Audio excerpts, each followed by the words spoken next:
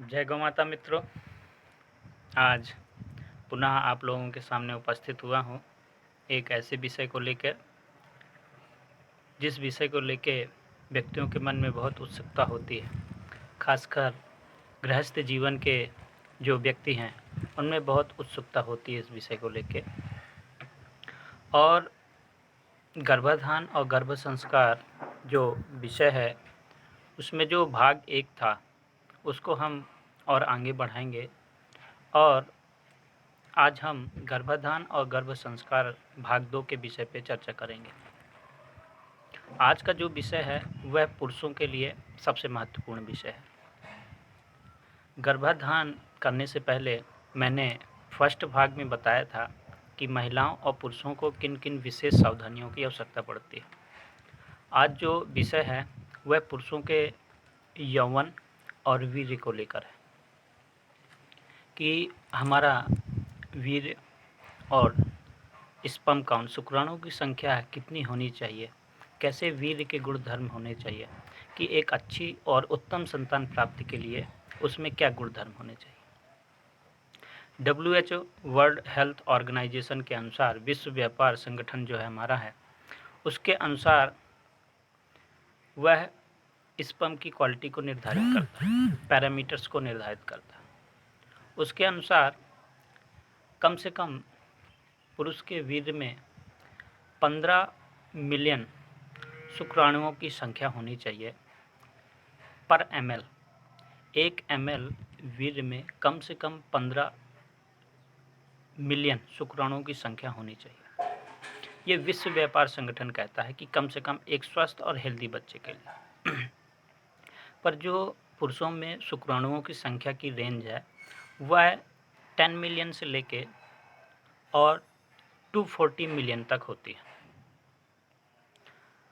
और इसी के साथ पीएच वैल्यू पे पैरामीटर्स देता है कि पीएच वैल्यू कितना होना चाहिए, मोटिलिटी रेट कितना होना चाहिए, प्रोग्रेसिव मोर्टिलिटी रेट क्या होना चाहिए और वाइटिलिटी रेट क्या है। इन सब पैरामीटर को WHO ने निर्धारित किया। पर इसमें मेन पैरामीटर है स्पर्म काउंट, शुक्राणुओं की संख्या। आज आधुनिक विज्ञान एक हेल्दी बच्चे के लिए कहता है कि कम से कम 20 मिलियन से लेकर 40 मिलियन के आसपास कम से कम इतना होना चाहिए। पर आयुर्वेद कहता है हमारा कि 40 मिलियन से कम नहीं होना चाहिए। 40 मिलियन से कम शुक्राणु की संख्या मतलब बच्चा अस्वस्थ पैदा होगा या भविष्य में कोई ना कोई बीमारियां उसको होंगी। इसलिए आधुनिक विज्ञान स्वयं नहीं चाहता है कि बच्चा हेल्दी पैदा हो। इसलिए हमें आधुनिक विज्ञान के पैरामीटर्स को ना मानकर आयुर्वेद के पैरामीटर्स को मानना चाहिए। आयुर्वेद का पैरामीटर है कि कम से कम शुक्राणुओं की संख्या आपके वीर्य में 1 ml में 40 मिलियन के आसपास होनी चाहिए और जो आपका इजैकुलेटेड जो अमाउंट है वह कम से कम 2 ml से लेकर 5 ml तक के बीच में होना चाहिए। दूसरी बात, एक अच्छे महापुरुष जैसे वीर शिवाजी, महाराणा प्रताप जैसे पुरुष उत्पन्न के लिए पुरुष के वीर्य में शुक्राणुओं की संख्या कम से कम 80 मिलियन से लेकर 120 मिलियन के आसपास होनी चाहिए। ये बहुत महत्वपूर्ण विषय है।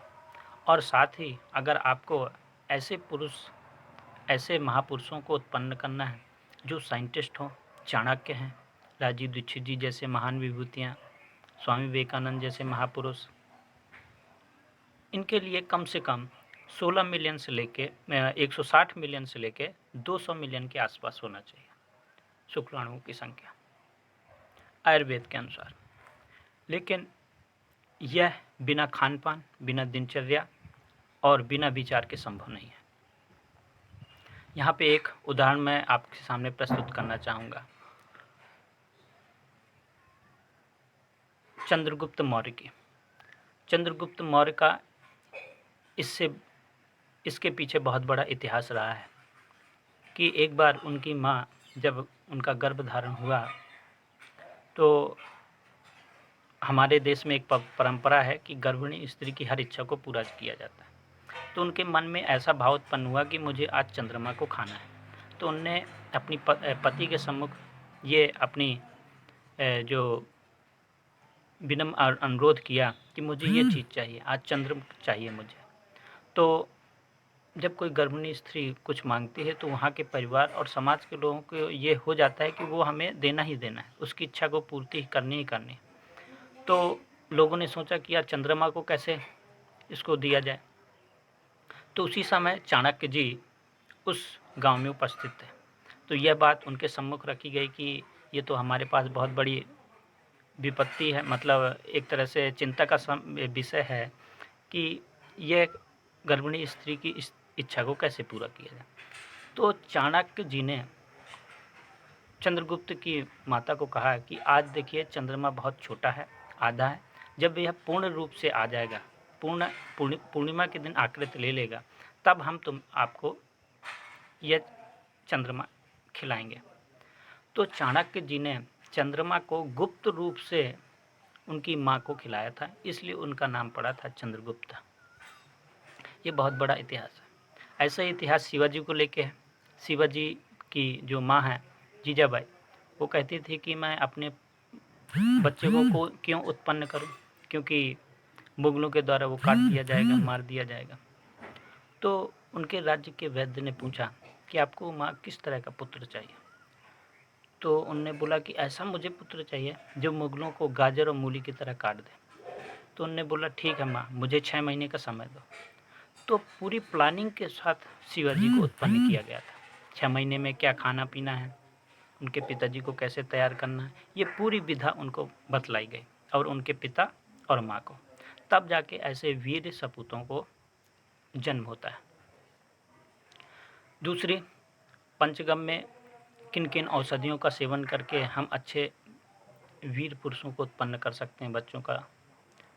पंचगम में सर्वोत्तम औषधि है पुरुषों के लिए नंदी अर्क, साथ में सहजन युक्त घनवटी का सेवन आप नित्य करें खाली पेट, 4 घनवटी और 15 ml अर्क, नंदी अर्क।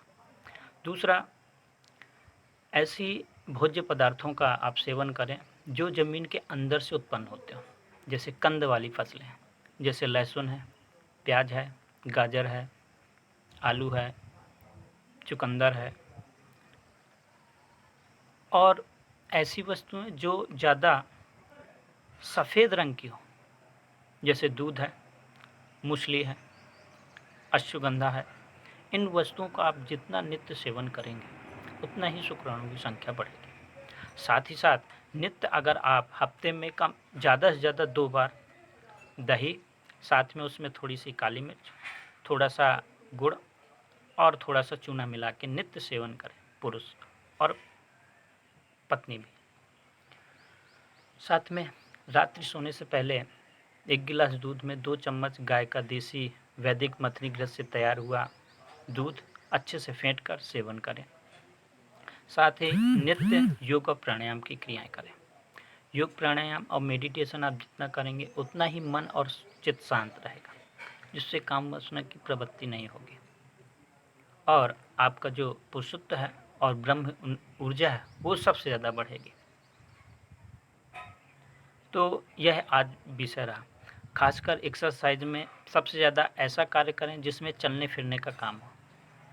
जो शहर के वासी हैं, राजीव दीक्षित जी कहते थे कि उन्हें सीढ़ी उतरनी और चढ़नी चाहिए। दूसरा, पंचगम में जो आपका नसिका है वो नित्य 2-2 बूंद नाक में डालें, पति और पत्नी दोनों। साथ में भस्म, जो अग्निहोत्र भस्म है उसको 1 लीटर पानी में 20 ग्राम डाल के घोल कर रख दें। आधे घंटे बाद उस पानी को छान के उसका सेवन करें नित्य दिन भर।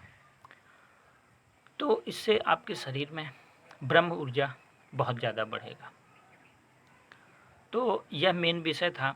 आज का जो विषय था वो मेन था पुरुषों के लिए। तो इसको लेके जो जो मैंने पॉइंट्स बताए हैं उनको आप विशेष ध्यान में रखें, और जो अगला हम सेशन लेके आएंगे उसमें हम बताएंगे कि गर्भाधान के बाद 1 महीने से लेके 9 महीने तक किन किन चीज़ों को सावधानियाँ रखनी है, हर महीने में क्या-क्या खाना है, क्या नहीं खाना है, किस महीने में कौन-कौन से कॉम्प्लिकेशंस आते हैं, उन सब विषयों को हम अगले गर्भाधान और गर्भ संस्कार के विषय में बतलाएँगे। तभी तक के लिए सभी को जय गौ माता, जय गोपाल, जय राजीव।